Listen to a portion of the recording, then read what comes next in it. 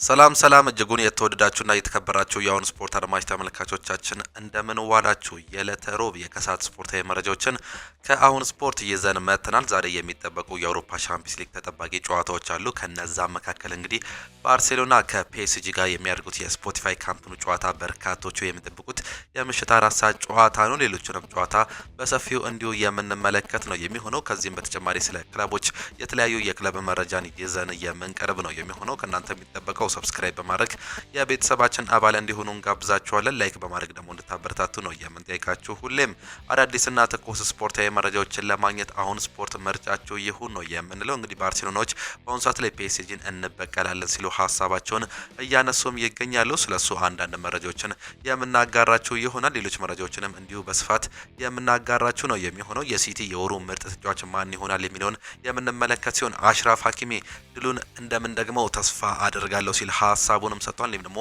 ላሚን ያማልን ለማቆም ትክክለኛ ሰው አለን እሱም ኑኖ ሜንዴዝ ነው ሲል ሀሳቡንም እንደገለጸ ነው የተመለከት ነው። ሉዊስ ኤንሪኬም ስለ ኳሱም ተናግሯል። የኳስ የበላይነት የወሰደ ጨዋታውን ያሸንፋል ሲሉ እንዲሁ መግለጻቸው እየተመለከትን እንገኛለን። በፒኤስጂ በኩል እንግዲህ አንዳንድ ተጫዋቾች ላይ ይገኙ ይችላሉ። እሱም ሀሳብ እንደገባቸው እየተገለጸም ይገኛል። እንግዲህ ስለ ትላንትና ጨዋታም አንዳንድ ነገሮችን የምናነሳ ይሆናል። ቼልሲዎች እንግዲህ በ10 ተጫዋች ማሸነፋቸውን ተከትሎ እንግዲህ በ10 ተጫዋች ማሸነፋችን እጅግ በጣም ጥሩ ነው ሲሉ አሰልጣኙ መናገራቸውን እየተመለከትን እንገኛለን። እነዚህና ሌሎች በርካታ መረጃዎችን ከአሁን ስፖርት እየዘን የቀረብን ነው የሚሆነው። ከእናንተ የሚጠበቀው እስከ መጨረሻው ድረስ ከኛ ጋር ቆዩ። ሰብስክራይብ አድርጉ። እኛ ግን ቀጥታ ወደ ፕሮግራሞቻችን እንለፍ። ዛሬ የአውሮፓ ሻምፒዮንስ ሊግ የሁለተኛ ቀን ጨዋታዎች የሚደረጉም ይሆናሉ። ትላንትናም ተደረገው እንደነበር ተመልክተናል። ዛሬ ደግሞ የሚደረጉ ጨዋታዎችን ስንመለከት እንግዲህ ምሽት 1 ሰዓት ከ45 ላይ ቃራባግ ከኮፐንሃቨን ጋር የሚያደርጉት ጨዋታ ይጠበቃል። ዩኒየን ሴንት ግሎሲ ከኒውካስል ዩናይትድ ጋር በተመሳሳይ እነዚህ ሁለቱ ጨዋታዎች ምሽት 1 ሰዓት ከ45 ላይ ይደረጋሉ። በአሰልጣኝ ኤዲሃው እየተመራ እንግዲህ ኒውካስል ዩናይትድ ከሜዳቸው ውጪ የሚያደርጉት ጨዋታ ይጠበቃል። የመጀመሪያ ጨዋታቸውን በባርሴሎና በሜዳቸውና በደጋፊዎች ፊት 2-1 መሸነፋቸውን የተመለከተ ሲሆን ዩኒየን ሴንት ግሎሲ ግን ፒኤስቪን 3-1 በሆነ ውጤት ከሜዳቸው ውጪ ማሸነፋቸውንም ተመልክተናል። እነዚህ ሁለቱ ክለቦች በታሪካቸው ለመጀመሪያ ጊዜ ነው የሚገናኙት። እንግዲህ ኒውካስል ከእንግሊዝ ተወክሎ 5ኛ ክለብ ሆኖ ማለፉን የተመለከትንበትም ጉዳይ እንደነበር ተመልክተንም ነበር። የዛሬው ጨዋታም ተጠባቂ ጨዋታ ነው። ቲኖ ሊቨርማንቶ፣ ያዕቆብ ራምሴ ወይም ደግሞ ዮዋን ዊሳ በጉዳት ምክንያት የማይገኙ የኒውካስል ዩናይትድ ተጫዋቾች መሆናቸውን እየተመለከትን እንገኛለን። የዛሬ ጨዋታቸውን እንግዲህ በማሸነፍ ወደ ጥሩ አቋም ለመመለስ እንደሚሞክሩ እየተገለጸም ይገኛል። በተለይም ኒውካስል ዩናይትድ እንግዲህ ጥሩ ደረጃ ለመድረስ የዛሬውን ጨዋታ አሸንፎ በአሁኑ ደረጃ እስከ መጨረሻው ድረስ ነጥቦችን መሰብሰብ ግዴታም አለበት። ዛሬም እንግዲህ ከባዱን ጨዋታ ከሜዳቸው ውጪ ከዩኒየን ሴንት ግሎሲ ጋር የሚያደርጉት ጨዋታ ይጠበቃል። ከዚህ በተጨማሪ ሌሎቹ የሚደረጉት ጨዋታዎች እንዳለ ምሽት 4 ሰዓት ላይ የሚደረጉ ጨዋታዎች ናቸው። ከነዚህ መካከል ተጠባቂው የባርሴሎናና የፒኤስጂ ጨዋታም ይጠበቃል። የቀድሞ የባርሴሎና አሰልጣኝ የሆኑት በአሁኑ ሰዓት ላይ የፒኤስጂ አሰልጣኝ የሆኑት አሰልጣኝ ሉዊስ ኤንሪኬ እንግዲህ የቀድሞ ክለባቸውን የሚገጥሙም ይሆናሉ። አሰልጣኝ ሃንሲ ፊሊክ ባርሴሎናን ይዘው አሰልጣኝ ሉዊስ ኤንሪኬ ደግሞ ፒኤስጂን ይዘው የሚያደርጉት ጨዋታ ይጠበቃል። እነዚህ ሁለቱ ክለቦች እንግዲህ አምናም ተገናኝተውም ነበር። በዛ ጨዋታ ላይ ባርሴሎና በሁለቱም በደርሶ መልስ ጨዋታ እንግዲህ መሸነፋቸውንም ተመልክተም ነበር። አምና የአውሮፓ ሻምፒዮን የነበረው ፒኤስጂ እንግዲህ ባርሴሎናን በሜዳውና በደጋፊዎች ፊት አስተናግዶ 4-1 በሆነ ውጤት ከሜዳቸው ውጪ እንግዲህ ሄደው 4-1 በሆነ ውጤት አሸንፈው መመለሳቸውን የምናስታውሰው ጉዳይ ነው። እጅግ በጣም አስገራሚ በነበረው ጨዋታ ቅድሚያ በፓሪስ ሰን ጀርሜን በፓርክ ዴ ፕሪንስ በነበረው ጨዋታ እንግዲህ 3-2 በሆነ ውጤት ባርሴሎና ማሸነፉን ተመልክተንም ነበር። በ37ኛው ደቂቃ ላይ ራፊኒያ አስቆጥሮ ከዛ ኦስማን ዴምቤሌና ቪቲኒያ ሁለት ጎሎችን በማስቆጠር እንግዲህ 2-1 ሲመሩ ቢቆዩም ራፊኒያ ለራሱ ሁለተኛውን ጎል ከዛ ክሪስቲያንሰን በ77ኛው ደቂቃ ላይ ባስቆጠራት ጎል 3-2 በሆነ ውጤት በማሸነፍ እንግዲህ ወደ ሜዳቸው ተመልሰው ነበር ባርሴሎናዎች። በዛም የሜዳ አድቫንቴጃቸውን ለመጠበቅ ያስችላቸዋል ተብሎ ቢገመትም እንግዲህ ባርሴሎናዎች በዛ ጨዋታ ላይ በሜዳቸውና በደጋፊዎች ፊት 4-1 በሆነ ሰፊ ውጤት ተሸንፈው እንደነበር የምናስታውሰው ጉዳይ ነው። ሮናልድ አላሆ ገና በ29ኛው ደቂቃ ላይ በቀይ ካርድ መውጣቱ ጨዋታውን እንግዲህ እንደለወጠው በርካቶቹም ያስታውሱታል። ገና በ12ኛው ደቂቃ ላይ ራፊኒያ እንዲሁ አንድ ጎል በማስቆጠር ባርሴሎና 1-0 እንዲመራ ቢያስችልም ከዛ ተከታታይ ባስቆጠረባቸው ጎሎች በኦስማን ዴምቤሌ በቪቲኒያ እንዲሁም ደግሞ በኪሊያን ምባፔ ያኔ እዛም ነበር ካቻምና በዛ ሰዓት ላይ ባስቆጠራቸው ጎሎች እንግዲህ ባርሴሎናን ጥለው ማለፋቸው የምናስታውሰውም ጉዳይ ነው። አምና ደግሞ ፒኤስጂ የአውሮፓ አሸናፊ እንደነበር ተመልክተን ነበር በአውሮፓ ሻምፒዮንስ ሊጉ። በዚያ ዓመትስ ማን ያሸንፋል? ቅድሚያ ግምታችሁን ኮመንት ቦክስ ላይ ልታጋሩ እንችላላችሁ። እነዚህ ሁለቱ ክለቦች እንግዲህ በታሪካቸው 16 ጊዜ የተገናኙ ሲሆን 6ቱን ባርሴሎና አሸንፏል፣ 5ቱን ፒኤስጂ ያሸነፈ ሲሆን 5ቱን ደግሞ በአቻ ውጤት ነው ማጠናቀቅም የቻሉት። ከዚህ በፊት በነበረው ጨዋታ እንግዲህ በ2017 የተገናኙበት ጊዜ በርካቶቻችን የምናስታውሰው ጉዳይ ነው። ባርሴሎና እንግዲህ በሜዳቸውና በደጋፊዎቹ ፊት 6-1 በሆነ ውጤት አሸንፈው ጨዋታውን የቀለበሱበት በርካቶቹ የሚያስታውሱት ጉዳይ ነው። ያኔ ኔይማር ጁኒየር በባርሴሎና ቤት እያለም እንደነበር በርካቶቻችን እናስታውሳለን። እንደ ኤዲሰን ካቫኒ የመሳሰሉ ተጫዋቾች ደግሞ በፒኤስጂ ቤት እያሉ ያ ጨዋታ በርካቶቻችን በአይነ ህሊናችን የነበረው ጨዋታ እንዲሁም ደግሞ እስከ መጨረሻው ድረስ እስትንፋስ ድረስ ባርሴሎና ታግሎ አሸንፎ ያለፈበትን በርካቶቻችን እንዲሁ የምናስታውሰው ጉዳይ እንደነበረም የምናስታውሰው ጉዳይ ነው። 4-0 በሆነ ውጤት ከሜዳቸው ውጪ ተሸንፈው እንዲሁም ደግሞ 6-1 በሆነ ውጤት በሜዳቸው ማሸነፋቸውን እንዲሁ እናስታውስም ነበረ። በዚህ ዓመት እንግዲህ በአውሮፓ ቻምፒየንስ ሊግ ሁለቱም አሸንፈው ነው ማምጣት የቻሉት። ኒውካስል ዩናይትድን ከሜዳቸው ውጪ ባርሴሎና 2-1 በሆነ ውጤት አሸንፈው እንደመጡ ተመልክተንም ነበር። በሴንት ጄምስ ፓርክ ስቴዲየም በተደረገ ጨዋታ ሁለቱንም እንግዲህ የቀድሞ የማንቸስተር ዩናይትድ ተጫዋች የሆነው በእንግሊዝ ሁለት ጎሎችን በማስቆጠር ማርከስ ራሽፎርድ 2-1 እንዲያሸንፉ መንስኤም ሆኗል። አንቶኒ ጎርደር ብቸኛውን ጎል በ9ኛው ደቂቃ ላይ በማስቆጠር እንግዲህ ማጥናኛ ጎል እንደነበረች ተመልክተንም ነበር። ዛሬ በሜዳቸውና በደጋፊዎች ፊት የሚያደርጉት ጨዋታም ይጠበቃል። ፒኤስጂም በፓርክ ዴ ፕሪንስ ከአታላንታ ጋር ያደረገውን ጨዋታ እናስታውሳለን። 4-0 በሆነ ሰፊ ውጤት ነበር ማሸነፍም የቻለው። ማርኪኒዮስ፣ ክራቨስኬሊያ፣ ኑኖ ሜንዴዝ እኔም ደግሞ ጎንካሎ ራሞስ ነበር ጎሎቹን ማስቆጠርም የቻሉት። ዛሬ ደግሞ እነዚህ ሁለቱ ክለቦች እርስ በእርስ የሚገናኙም ይሆናሉ። ኦሊቨር ግላስነር የእንግሊዝ ዳኛ የሆኑት የዛሬውን የአውሮፓ ቻምፒየንስ ሊግ የሚመሩት ዳኛ እንደሆኑም ተመልክተናል። የዛሬው ጨዋታ እንግዲህ በሁለቱ መካከል የሚደረገው ይጠበቃል። በስታዲዮ ኦሎምፒኮ ሉዊስ ካምፖን የሚደረግ ጨዋታ ነው። ይህም ጨዋታ ባርሴሎና እንግዲህ አሰልጣኝ ሃንሲ ፊሊክን ይዘው እናሸንፋለን እንዲሁም ደግሞ ከሁለት ዓመት በፊት የነበረውን ጨዋታ ላለመድገም እንሞክራለን፣ እልሃችንን እንወጣለን ሲሉ ሀሳብን መግለጻቸው ነው እየተገለጸም የሚገኙት። ተጫዋቾቹም እንግዲህ ዝግጁ መሆናቸው እየተገለጸም ይገኛል። በዛሬው ጨዋታ ላይ ራፊኒያ የመገኘት እድሉ አጠራጣሪ እንደሆነ እየተገለጸም ይገኛል። በዛሬው ጨዋታ ላይ ሌሎች ተጫዋቾችም ላይገኙም ይችላሉ።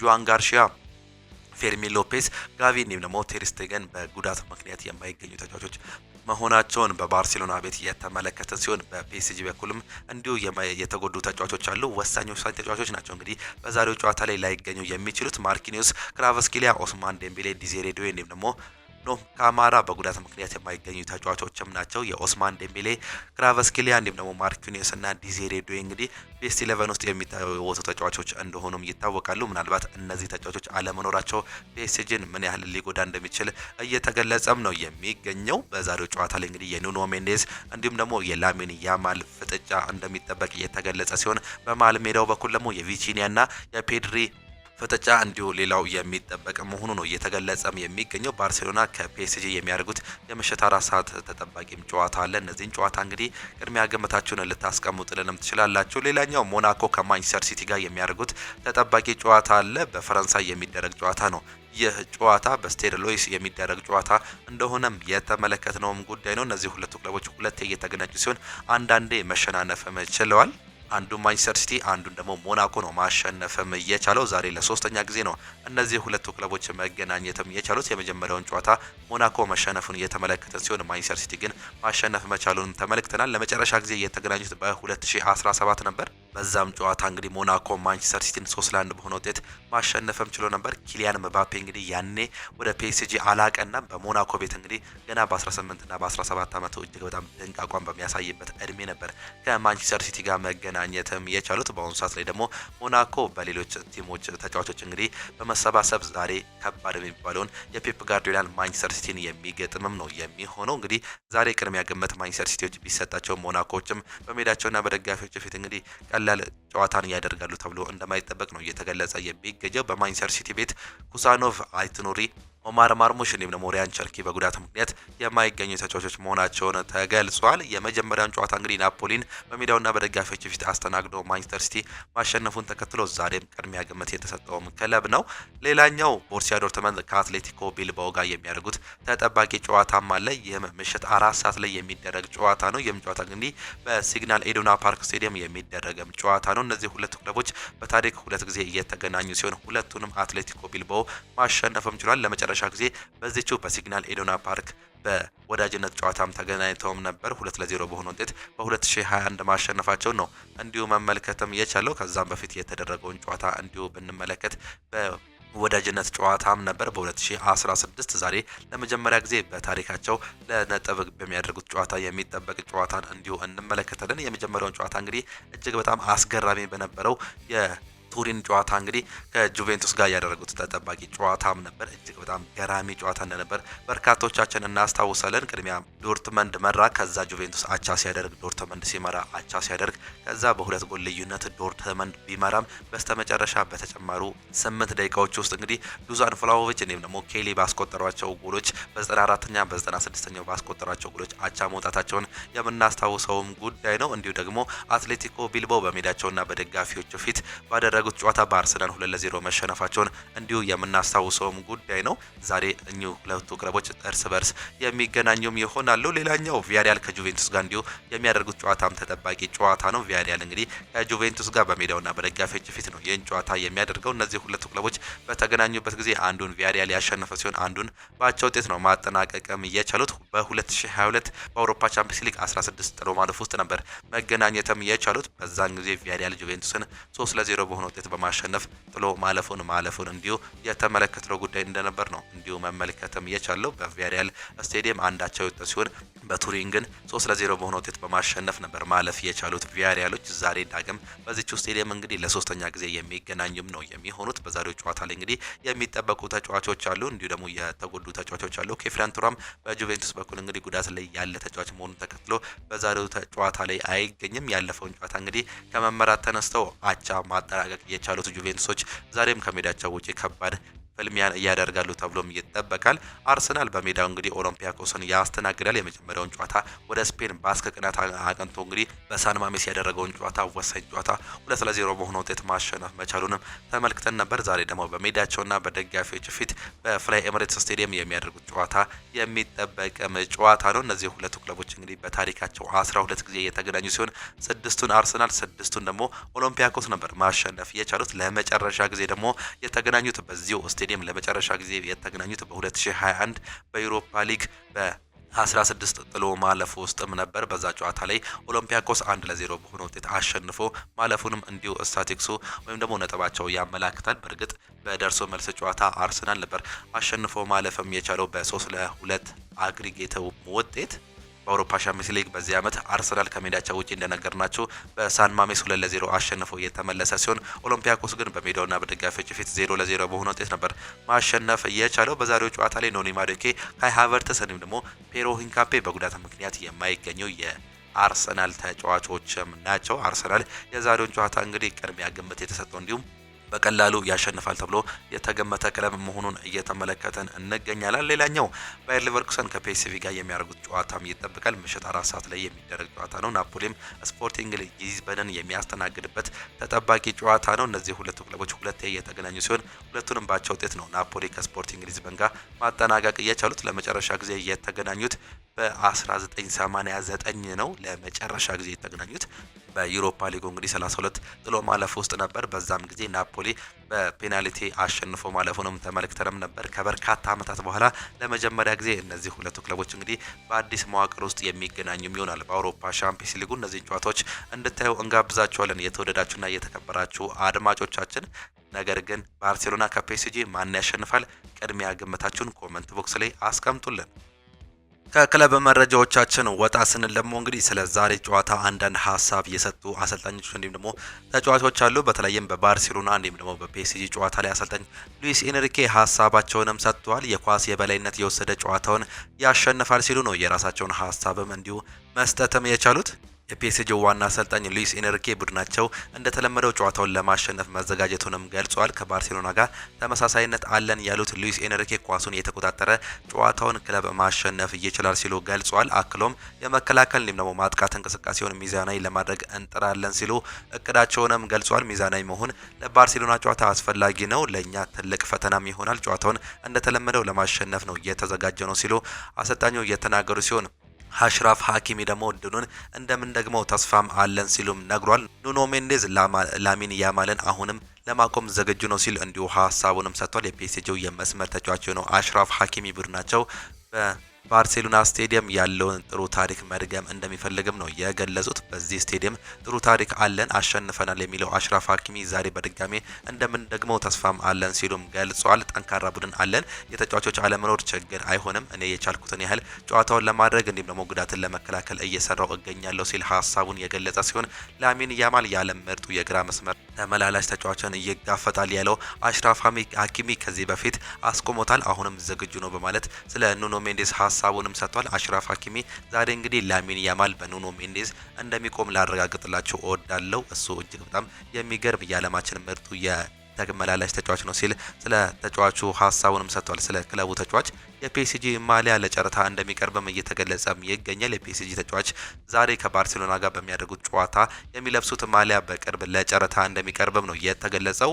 ማሊያዎቹ በጨረታ ተሸተው የሚገኘው ሙሉ ገቢ ለፋና ፋውንዴሽን እንደሚለገስ ነው እየተገለጸ የሚገኘው። ዛና ፋውንዴሽን ሉዊስ ኤንሪኬ ታማሚ ህጻናትን ለመርዳት ህይወቷ ባለፈው ሴት ልጃቸው ሰይመው የከፈቱት የበጎ አድራጎት ተቋም መሆኑም ይታወቃል። በፒኤስጂ ማሊያ ላይ የፋና ፋውንዴሽን አርማ የሚቀመጥ ሲሆን አሰልጣኝ ሉዊስ ኤንሪኬ ፕሬዚዳንቱን አመሰግናለሁ፣ ይህ ለኔ እጅግ በጣም ትልቅ ነገር ነው፣ ለቤተሰቤም ትልቅ ነገር ነው ሲሉ ሀሳብ መግለጻቸውንም ከዚህ ነገር በኋላ መናገራቸው ነው እየተገለጸ የሚገኘው። እንዲሁ ደግሞ አሰልጣኝ ሃንሲ ፊሊክም ሀሳባቸውንም ይሰጣሉ። ይህን ጨዋታን ለማሸነፍ ነው የምንገባው፣ ከዚህ በፊት የነበረንን ስታቲክስ መቀየር አለብን ሲሉ ሀሳባቸውን የገለጹ ሲሆን ተጫዋቾቹ ደግሞ ይህንን እልህ መወጣት አለብን ሲሉ ስለ ራሳቸው እንዲሁ ሀሳብ መግለጻቸውንም ተመልክተናል።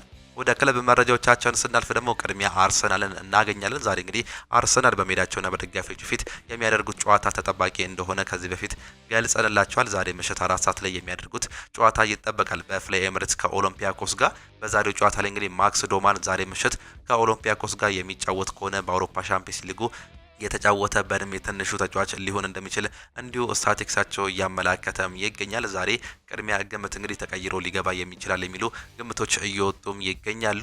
አሰልጣኝ ሚኬል አርቴታ የኒውካስሉ ጨዋታ ለኛ ትልቅ መነሳሻነት ፈጥሮልናል፣ የጨዋታው ፊሽካ እስካልተሰማ ድረስ ወደ መልበሻ ቤት ብትገቡ የምትመለከቱት ተጫዋቾቼ ሲደሰቱ ነበር ሲሉ ነው ሀሳባቸውንም የገለጹት። ምክንያቱም ጨዋታውን ያሸነፉበት መንገድ እንዲሁም ደግሞ ያሳዩት እልህ አስጨራሽ ትግል ለዚህ ደስታ ዳርጓቸዋል። ነገር ግን ደስታችንን ማራዘም አልፈለግንም፣ ከፊታችን ከባድ ጨዋታ ስለሚገጥመን ለሱ ዝግጁ መሆን ነበረብን። ወዲያውኑ ወደ ልምምር ነው ያቀና ነው። እናም ለዚህ ከባድ ጨዋታ በሚገባ ዝግጁ ነን ሲሉ ዛሬ ስለ አውሮፓ ሻምፒዮንስ ሊግ ጨዋታው ሀሳብ መግለጻቸውንም ተመለከትን።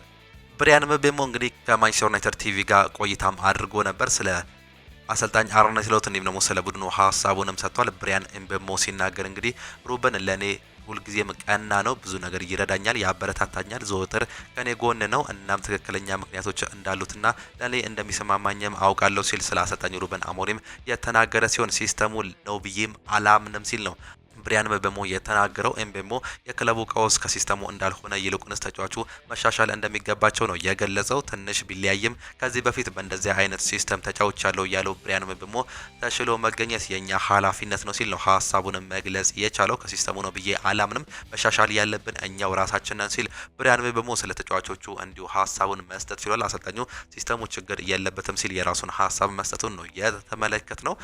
ብሪያን ምቤሞ እንግዲህ ሲናገር ከማቲያስ ኩኛ እንዲሁም ደግሞ ቤንጃሚን ሴስኮ ጋር ስላለው ጥምረትም ተጠይቆም ነበር። አስደሳች ነው፣ ምክንያቱም ከአዳዲስ የቡድን አጋሮች ጋር መጫወትን እየተማርን ነው። እናም ይህ አንድ ተሞክሮ እንዲሁም ደግሞ ፈተና ነው። ሆኖም ይህ ፈተና አንዳንድ እግር ኳስ ተጫዋች የምንወደው ነው፣ እንዲሁም ደግሞ መሻሻል አለብን፣ ይህን ነገር እናስተካክላለን ሲልም ገልጿል። ብዙ ጨዋታዎችን አብረን አልተጫወትንም፣ በመሆኑም መሻሻል የሚገቡን አንዳንድ ነገሮች አሉ። ሁሉም የቡድን አባላት ኃላፊነትን መውሰድም አለባቸው ሲል ብሪያን ምቤሞም ተናግሯል። እንደዚህ አይነት አስፈላጊ ክለብ ሲጫወት ሁሉም ሰው ምን ማድረግ እንዳለበት ማወቅም አለበት፣ እንደ ቡድን የተሻለ መስራት አለብን ሲል ብሪያን ምቤሞ ትላንትና እንግዲህ እንዲሁም ዛሬ ጠዋት ላይ በሰጠው ሰፊ መግለጫም ተናግሯል።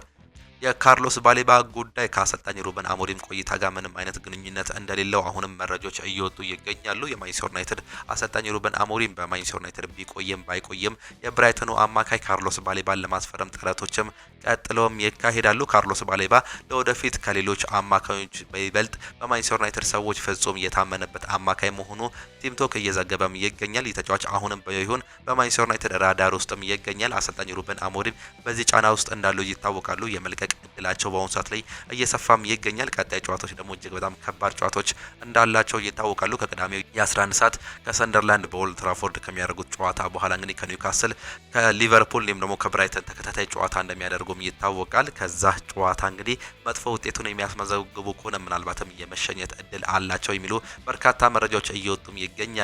ይህ የሚሆንም ከሆነ ግን የካርሎስ ባሌባ ጉዳይ የሚታው ጉዳይ እንዳልሆነ ነው ቲም ቶክ አገኘሁት ባለው መረጃ ይዞት መውጣትም የቻለው። ኤንዞ ማሬስካ ከትላንትናው ጨዋታ ሀሳባቸውንም ሰጥቷል። በ10 ተጫዋቾች ማሸነፋችን መሻሻል ነው ሲሉ ነው የገለጹት። የሰማዮቹ ዋና አሰልጣኝ ኤንዞ ማሬስካ አሌሃንድሮ ጋርናቾ በትላንትናው ጨዋታ ያሳየው እንቅስቃሴ አስደስቶኛል በማለትም ተናግሯል። አሌሃንድሮ ጋርናቾ ዛሬ በጣም ጥሩ ነበር ያሉት ኤንዞ ማሬስካ ከኳስ ጋር ብቻ ሳይሆን በመከላከልም አስደስቶኛል ሲሉም ገልጿል። ስለ ዣኦ ፔድሮ ቀይ ካርድ ያነሱት አሰልጣኙ ጥሩ ነገር እየተሻሻልን መሆኑ ነው፣ በ10 ተጫዋቾች አሸንፈናል፣ እንዲሁም ደግሞ አሸንፈን ወጥተናል ሲሉም ተናግሯል። ዣኦ ፔድሮ ሁለተኛ የማስጠንቀቂያ ካርድ ሲመለከት ተጫዋቾችን በጭራሽ አልነካውም ነበር ሲሉ ኤንዞ ማሬስካም ተናግሯል። እንግዲህ ቼልሲዎች በአጠቃላይ ተከታታይ 3 ጨዋታዎች ላይ 3 ቀይ ካርድ መመልከታቸውንም ተመልክተን የመጀመሪያውን በእንግሊዝ ፕሪሚየር ሊግ እንግዲህ ማንቸስተር ዩናይትድ ጋር በኦልድ ትራፎርድ ባደረጉት ጨዋታ የሮበርት ሳንቼዝ በቀይ ካርድ በ5ኛው ደቂቃ ላይ መውጣትም ተመለከትን። ባለፈው ጨዋታ ደግሞ የትሬቨር ቻሎባ በቀይ ካርድ መውጣት እንዲሁ ከተመለከትን በኋላ በዛሬው በአውሮፓ ቻምፒየንስ ሊግ የዣኦ ፔድሮን እንዲሁ መመልከትም መቻላችንም እናስታውሳለን።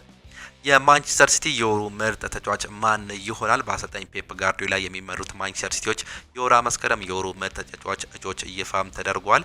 በዚህም መሰረት እንግዲህ ኤርሊንግ ብሮት ሃላንድ፣ ፊል ፎደን እንዲሁም ደግሞ ጄርሚ ዶኩ የማንቸስተር ሲቲ የወሩ ምርጥ ተጫዋች እጩዎች ሆነው የቀረቡ ተጫዋቾች መሆናቸውን ነው እየተመለከትን የምንገኘው። ኤርሊንግ ብሮት ሃላንድ እንግዲህ ከ11 በላይ ጎሎችን በአጠቃላይ በዚህ ዓመት ማስቆጠሩን ተመልክተናል። እጅግ በጣም ጥሩ እንቅስቃሴ እያደረገም ይገኛል። ፊል ፎደንም የአማካይ ቦታውን እንግዲህ እያጠናከረ ሲሆን የጄርሚ ዶኩ በዚህ ዓመት መለወጥም እንግዲህ እዚሁ የወሩ ምርጥ ተጫዋች እጩዎች ውስጥ መካተት እንደቻለም እየገለጹም ይገኛሉ።